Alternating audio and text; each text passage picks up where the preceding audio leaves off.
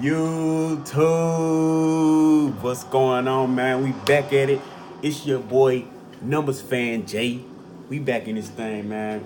Few housekeeping rules before we get into it. So from this point forward, I'm gonna be crunching the numbers down a little bit. I don't want to overrun you guys and have y'all watching 30-minute videos again. I'm gonna try to get that down for y'all. Try to give y'all the more important numbers. So from this point on, since there are 8 remaining teams, I'm going to use the numbers for those 8 remaining teams. So, for example, if I say a team is the second worst in a certain category, that's the same as me saying that team is the 7th in that category. Or if they're the 8th in a certain category, they're dead last in that category of the remaining teams. If you get what I'm saying, you'll understand when I start talking about it. But also, I just want to give y'all, so for series that end in 4 and 5 games, I'm just going to give y'all the numbers from the team that got swept or that lost in 5 games to keep y'all away from the numbers that don't really matter in terms of the numbers that really aren't really significant. Because I'm a big numbers fan. I can talk about this stuff all day. But anyway, let's get right into it, man. Let's start off with the sweeps. Because we had a bunch of trash in the first round. We're going to start off with a sweep. The Bucks swept the Pistons 4-0. The Pistons average had some pretty low numbers in this series. It was one-sided, as we talked about, as we knew it was going to be.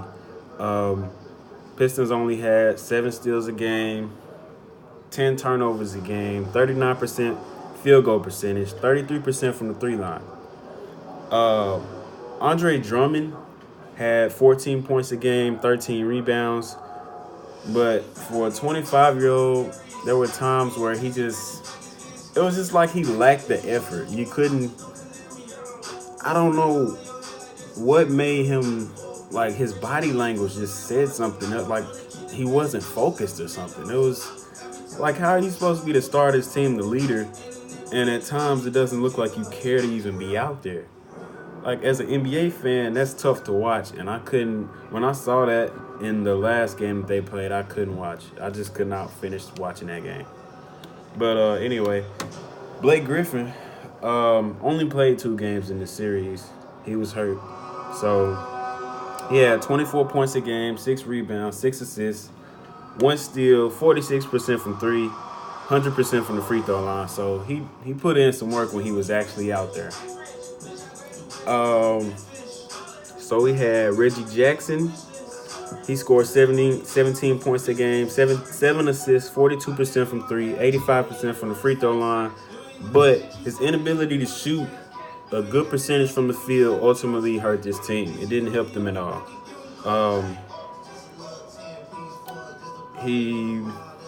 Moving on to Wayne Ellington, 7 points a game, 31% from the 3-point line. He didn't shoot as well as he was supposed to. He definitely didn't meet his averages of the season.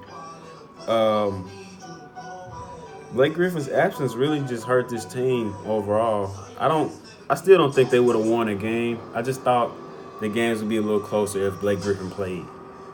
But the future's not looking bright for this team. They're not a popular destination, and they might look to trade Drummond or just wait on his player option in 2020. I don't think that he wants to play there anymore, in my opinion. As far as the Bucks go, they need to take care of the ball more and continue their bench production to keep winning in the playoffs. So, but the Bucks won that series 4-0. I did pick that one right. So that's one. We on a good start. Let's go. Let's keep looking at this. So, the Celtics also had a sweep. They swept the Pacers. 74-84 was the final score of Game 1, so that really set the tone. 2 teams with tough defenses. The Pacers scored 91 points a game. They had 8 steals a game, 34% from 3, 72% from the free throw line, which are not good numbers at all. Bojan Bogdanovic had 18 points a game, 5 rebounds, 2 steals, so he showed up. Domantas Sabonis. Now, I don't know what happened to this guy, but he just wasn't himself. He only scored 8 points a game, only 7 rebounds. He went up on assists, but he went down in virtually every category. So he didn't really. They call it having a playoff mode or flipping a switch. He had none of that. So that's not something you want to see. I mean, his team wasn't equipped to beat the Celtics, but I think they should have won at least one game with how hard they play and their style of play. Really should have gave the Celtics more problems than it did, honestly. But Thaddeus Young, 10 points a game, 7 rebounds, 3 assists, 2.8 steals, so that's good. Miles Turner, 9 points a game, 6 rebounds, 1.8 blocks. We talked about him averaging a high number of blocks during the season, being one of the league leaders in blocks. Darren Collison had 12, 4 assists, 3 rebounds. Wes Matthews had 7, his usual 2 and 2. Tyreke Evans stepped up pretty good. I liked what I saw from him. The old guy still making it work out. 15 points a game, 4 rebounds, 55% from the 3 line. That's huge. 55% from the 3 line. So he was really shooting. At times, he would go on scoring spurts, and I'd be like, man, he's out there doing work. But Oladipo may have pushed this series to 6 or 7, but they weren't gonna win. They just weren't gonna win. They weren't gonna beat the Celtics this year. So he likely wouldn't have changed the outcome overall. The future for them is kind of shaky as well. They have pending free agents Thaddeus Young, Tyreke Evans. Bojan Bogdanovic is also a free agent. Darren Collison, Wes Matthews, and then in 2020, Domantas Sabonis is a restricted free agent. So they got a few decisions to make this offseason. We'll see how that turns out. The Celtics, they must shoot better at the free throw line and take care of the ball in order to make it all the way this year. They have a legit chance of being in the conference finals. They really do. I don't know. I still don't know who's going to make it out the East. So I honestly don't. I'm not kidding y'all. It's a 14 race. But we'll see. We'll see what's going on. Moving on to the Rockets and the Jazz. The Rockets won this series 4-1. I picked this one wrong, so that's one wrong.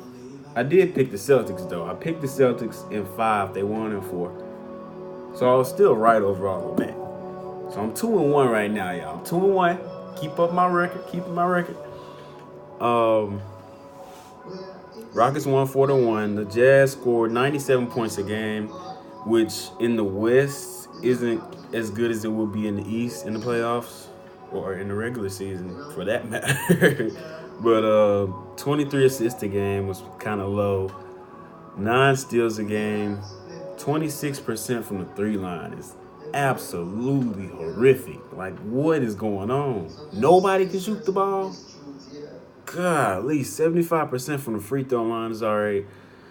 Getting into the key players, checking in on the players that we said will be keys to this game, to this series, rather. Donovan Mitchell, 21 points a game, 5 rebounds, 3 assists, 1 steal, 32% from the field, y'all. That's crazy, dog. 32%? Come on, man. Where did Donovan Mitchell go? 25% from 3? Nah, see. I'm going to go ahead and tell y'all what's going on, man. This is called the sophomore slump. And as an athlete, athlete analysts, people who love sports overall will tell you the sophomore slump is when a player has a good rookie year. They come out, rookie of the year candidate. They might win rookie of the year. They're looking like one of the best players in the league with the brightest futures. And then the year after that, their second year, we call that the sophomore year. The production goes down. And it looks like rookie year, sophomore year. And everybody's like, why does it look like that? Well, it's because after your rookie year, teams now have film on you. They have film on you on how you react to different things. So how you In the NBA, if you're a guard, where you like to shoot the ball, what moves you like to do to get there, how do you like to come off the screen, do you like to drive to the basket, when do you like to drive to the basket. If you're a quarterback in the NFL, they want to see how you react to cover 2, how you react to cover 3. Can you throw off the blitz? Can you throw into the blitz? Can you read your check down? Stuff like that. When they figure out you can do those things or what you can't do, they adjust. So after this year, look for Donovan Mitchell to either elevate his game or to come down and like kind of stay stagnant with like right in between this year and last year. Because it's like after the sophomore slump, it's kind of like halftime. You got to adjust to the adjustments. You know what I'm saying? Teams come in with the game plan, whether it be football, basketball, soccer. You come in with a game plan. It may work. It may work. It may work. It may not. How you react to that in the second half is the adjustment to the adjustment. So we'll see what he can do. This wasn't a great year for him as it was last year. So the sophomore slump exists. It's very well known. But Rudy Gobert, 11 points a game, 10 rebounds, 2 blocks, 2.6 blocks actually. So he played all right. Ricky Rubio, 15 points a game, 8 assists, 3 rebounds, 2.4 steals, 20% from the 3 line. Ricky Rubio can't shoot, man. Let's be real. Let's be real. He cannot shoot the ball. There was a time at the end of one of the Rockets games. I can't remember what game it was. I believe it was game 5. I can't remember which game it was. But there was a point at the end of the game. It was under a minute left. Jazz are down 1. They kick out to Ricky Rubio in the corner, wide open. He airballs the 3. I kid you not. He airball. I'll just sit there like my guy.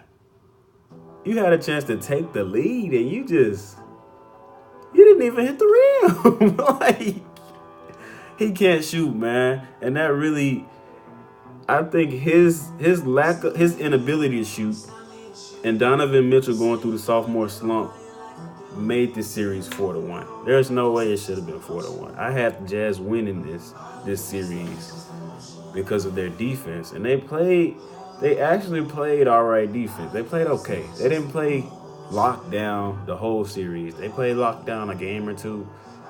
But they couldn't score, man. They couldn't shoot the 3 to save their life. Moving on to Joe Ingles, another person that disappointed me in this series. 6 points a game. You kidding me? 6. 4 rebounds, 5 assists, 2.2 steals, 32% from the field, 27% from 3.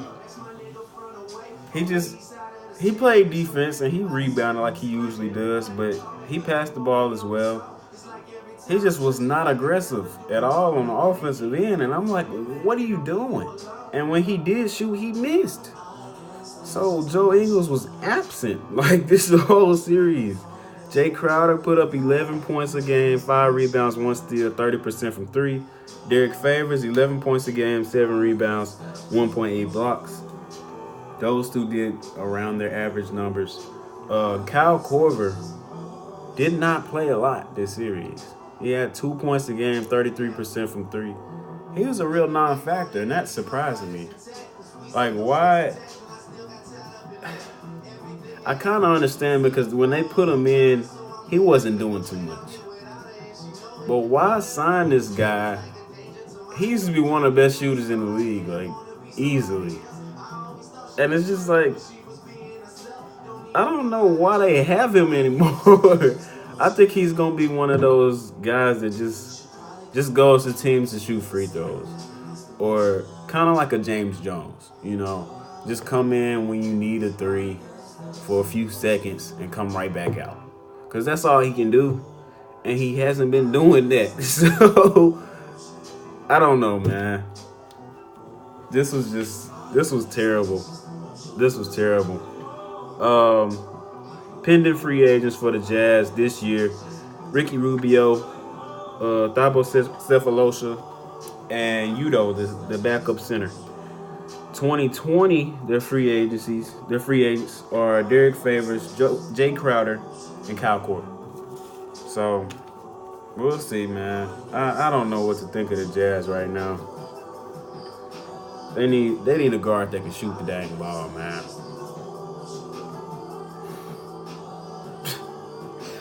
But as far as the Rockets, they must shoot better and defend better in this next round against the Warriors. They did not defend the Utah guards well. As I was telling my guy Monte, shout out Monte, man.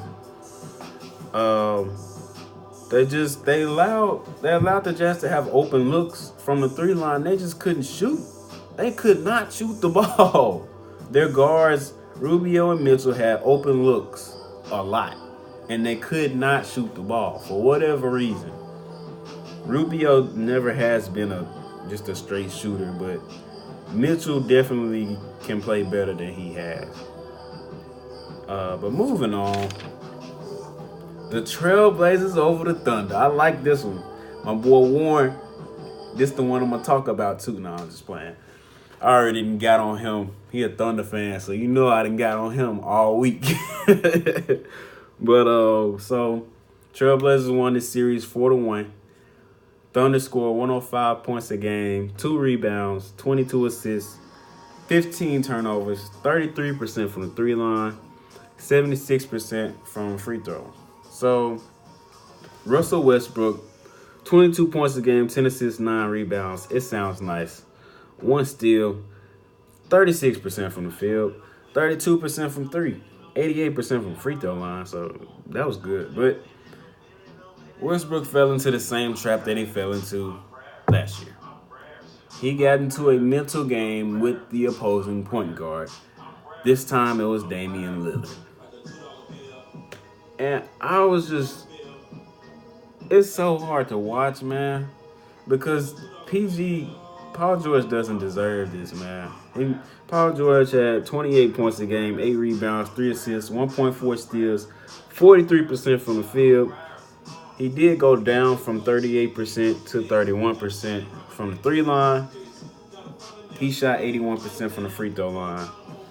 But Paul George came back because he had faith in Russell Westbrook. And Russell Westbrook came back as the same player that he was. There was no improvement. There was no, all right, let me get my team involved. You know, it's a close game. It was Dame scores, oh, now I got to score, and he'll miss the shot. Dame scores, oh, now I got to score, and then he'll turn the ball over. So you can't win like that, man. It seems like he has a solo mindset. He chases the triple doubles. He gets into matchup battles, and it's just like, when are you gonna decide that you want a ring? You don't want the money. You don't want the stats. You don't want to beat your matchup. You want to beat the other team. Make sure your team gets the win. Moves on every single round until you get that ring. Where is it, man? Because I don't see it. I see effort to get the stats. That's what I see. All right, I want a triple-double every night. Boom. So I'm going to pass it. Boom. You don't shoot it, now I'm mad. So what? And OKC's front office loves him. They have yet to make him do anything other than what he's doing. Nobody's checking him, and it's not helping the Thunder get anywhere. They won't get anywhere until he fixes that. If he does not fix that, they won't get anywhere. I keep telling people this. But back to Steven Adams. Steven Adams, 11 points a game, 7 rebounds, 1 steal, 1 block. He got outplayed by Enes Kanter. He was not in the matchup battle. He just got outplayed by a guy that he used to start over in OKC. But Jeremy Grant played well for a couple games. He had 11 points a game, 5 rebounds, 2 blocks, 45% from 3. So that's all good. He played well in the win that they had, their only win. I believe he was like 6 for 8 or 7 of 8, something like that. But he played well in that game. He also played well in the close game, the final game when they lost at the buzzer. So if Westbrook ever watched film, he said that he does not watch film. And that's just no great doesn't watch film. And that's why I keep saying that he's not a great. But anyway, man, if he knew that, if he watched film and saw how to get Jeremy Grant in the game, each game, I guarantee you they would have won at least 2 of these games. At the very least. They should have won the series. I also got this one wrong. I said Thunder in 7, but nah, man. Once they went down 2-0, I was like, it's a wrap. It's a wrap. But, so what am I? 2-2? No, let me, 1, 2. Yeah, 2-2. So I'm all right. Don't get on my head. I'm all right.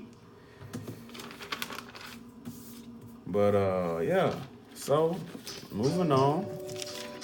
We got Raptors Magic. Raptors won this series 4-1. I got this one right, so that's 3-2. Keep counting. Keep counting. Stay with me.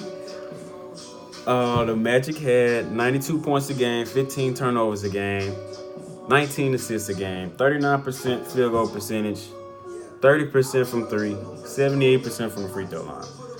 Vucevic, 11 points a game, 8 rebounds, 3 assists, 1 block, 36% from the field, 23% from the 3 line. So he was not shooting very well. He did not perform as well as he should. He went down in virtually every category. So it's shout out Brandon, man. Brandon, I told you, he's not as good as you thought he was. But Eric Gordon, 15 points a game, 7 rebounds, 3 assists, 1 steal, 40% from the 3 line, 52% from the free throw line. So that's, come on, you gotta do better than that. But everything else is normal for him. Evan Fournier showed up. Terrence Ross showed up. DJ Augustine played really well. He had 12 points a game, 3 assists, 47% from the 3 line, 48% from the field, and a game-winning shot. So DJ Augustine, clap it up for him. You just on the wrong team. Because he can do a lot of different things, but he's not a star player, but he should be on a better team than the Magic. Just saying. Pending free agents for the Magic, you got Vucevic and Terrence Ross are free agents. There it is, boom. 2020, DJ Augustine and Evan Fournier are both free agents as well. So Magic need to figure out what they about to do. The Raptors, after blowing game 1 in the clutch and taking the Magic's best shot in game 3, the series was done. But Kawhi must close better, man. He has to step up. He has to. Either that or just give the ball to Kyle Lowry. He's made a few big shots in his career. But give the ball to Kyle Lowry if you don't feel like you're going to make it. Because he's out there turning the ball over. He's out there airballing. He's like in the clutch when it's time to win the game. Either give the ball up or show somebody that you can make this shot. Because right now, when it's close, I don't want to see you with the ball in your hand. I'm just saying, man. He got to do better with that. He got to. They need a closer. They need one. Kyle ain't going to hit it every time. He's just not going to do it. We've seen that year after year. Anyway, moving on to the best series of the first round, hands down. 7-game series. The Nuggets edged out the Spurs. Every team stat in this series was competitive. I'm talking about 1 and 2 point differences and rebounding, 1 and 2 point total differences and rebounding and assisting, stuff like that. I was trying to find something that just stood out and I couldn't really find anything. So I'm just gonna say they were balanced. They were balanced, man. The Spurs, LaMarcus Aldridge had 20 points, 9 rebounds, 2 assists, 1 block, 27% from 3. That's terrible. DeMar DeRozan, 22 points a game, 6 rebounds, 4 assists, 1 steal. Only one attempted three the whole series. We talking about 7 games of basketball. You don't have the confidence to take more than one? Why do they have him? Why? Come on, man. I don't care what your field goal percentage is. As a guard slash forward, you got to take them. You got to. But Rudy Gay, 11 points a game, 7 rebounds, 1 assist, 42% from 3. So he was around his average numbers. David Bertans was terrible. 3 points a game, 1 rebound, and he went from 42% from the 3 line to 27%. That's huge, man.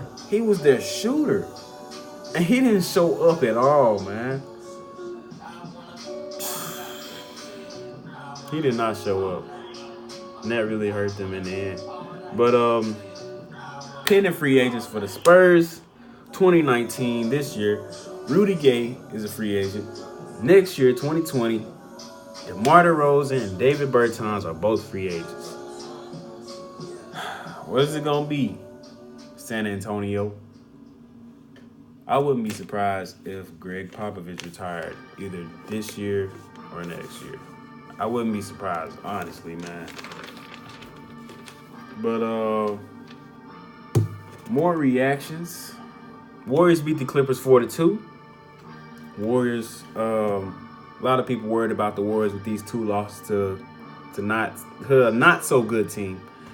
Clippers scored 114 points a game, 40 rebounds, 25 assists, 8 steals, 3 blocks, 15 turnovers, 45% from the field, 36% from the 3 line, 82% from the free throw line. Now, Lou Williams, sweet Lou, greatest 6 man of all time. 21 points a game, 7 assists, 43% from the field, 33% from the 3 line. Wasn't so great. 82% from the free throw line, though. This guy showed up for this team, man. The game that they went down 31, it was a 31 or 32. He brought them back, man. Amazing player, so fun to watch. Pat Beverly. Pat, I just gotta apologize, man. I'm sorry. I didn't put you in my key players when I did my analytics for this series. I apologize, man. I didn't think you were gonna have this type of impact. 9 points a game. All right. Okay. But 8 rebounds. He's 6'1". 8 rebounds? He was grabbing offensive boards. I was like, Pat is not playing out there, man. 4 assists, 1 steal, 1 block. 1 block a game? Pat Beverly, he's 6'1". He's 6'1", man. That's crazy. 42% from the field, 43% from the 3 line. He played his heart out, man. Hats off to him. Danilo Gallinari had 19 points a game, 6 rebounds, 2 steals. No, 2 assists. I apologize. 1 steal, 30% from the 3 line. Went down from his 42% from the 3 line he was averaging. So that wasn't good. 35% also went down from the field. He was shooting 46% on the regular season. So didn't shoot like he was supposed to. Still got 19 a game somehow. Jermichael Green and Montrezl Harrell, I told you guys they do the dirty work. But this series, they were scoring too. Man, Jermichael Green, 11 points a game, 5 rebounds, 52% from the 3 line. That's crazy. Montrezl Harrell, 18 points a game, 5 rebounds, 2 assists, 73% from the field. Hey. She's in love. Okay, for real. Back to what I was doing. Pending free agents for them. Patrick Beverly, Ivan Zubac is a restricted free agent. JaMychal Green is a free agent. 2020, Danilo Gallinari is a free agent. Montrezl Harrell is a free agent as well in 2020. The Warriors, listen, Clippers gave Warriors their best shot. Warriors didn't disappoint. They just never had to play this hard with KD. They never really had to play this hard. They must continue to stay focused and not get bored with winning, man. Like their roster is so far ahead of everybody else. They're getting bored. I'm telling y'all. But I think that loss that they had when they gave up the 31-point lead and everybody was talking about them, I think that woke them up for real. I think they're done playing games. But moving on. Final reaction, 76ers whooped on the Nets 4-1. Warren, I told you. Brandon, I told you.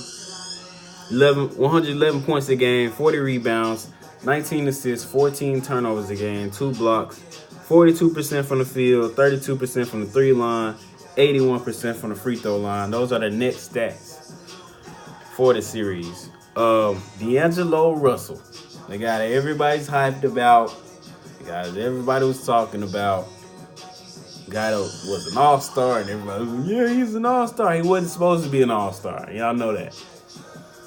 D'Angelo Russell scored 19 points a game in this series. That doesn't say all-star. 3 rebounds a game. That doesn't say all-star. 3 assists. That doesn't say all-star. 1 steal. Okay. 35% from the field. Nope. 32% from the 3. Nope. 84% from the free throw line. Not impressed at all. Not impressed. In fact, I'll go as far as to say he was not the most impactful player. He was not the best player on the floor for his team this series. And I'll tell you why. I'm just going to move on to some of the next stats here. Caris LeVert. Y'all can't tell me y'all knew who Caris LeVert was. Y'all can't tell me that. Caris LeVert, 21 points a game, 4 rebounds a game, 3 assists, 1 steal, 49% from the field, 46% from the 3 line. You can't tell me he didn't play better than D'Angelo Russell. You can't tell me that. Talking about some D-Lo. I ain't calling that man D-Lo. That man gotta earn that name. What you talking about, man? Spencer Dinwiddie, 17 points a game, 2 rebounds, 1 assist, 44% from the field, 37% from the 3 line. Jared Allen did not play as well as he should have. 11 points a game, went up in points. Went down in rebounds, he had 6 rebounds. Went down in assists, he had 2 assists. 85% free throws, so that's good. But overall, he didn't play up to his season averages. Meaning he crumbled when it came time for the lights to come on. When it came time to show what you got, he didn't show up. So Joe Harris also did not show up. 8 points a game, 4 rebounds, 19% from 3. Are you serious? This is supposed to be their shooter. 19%? It's a wrap, man. They couldn't shoot the ball, rebound, or block shots. That's why they lost 4-1 to the 76ers. 76ers free agents. No, excuse me. The Nets free agents, 2019. D'Angelo Russell is a restricted free agent. Jared Dudley. I couldn't even say it without laughing. I'm sorry. Jared Dudley is free agent, man. Get the dude out. It's his fault, man. It's his fault that it's his fault that Ben Simmons went off, man. I'm sorry. He's laughable. How you gonna call somebody else a screw up? How you gonna call somebody else sorry? You suck.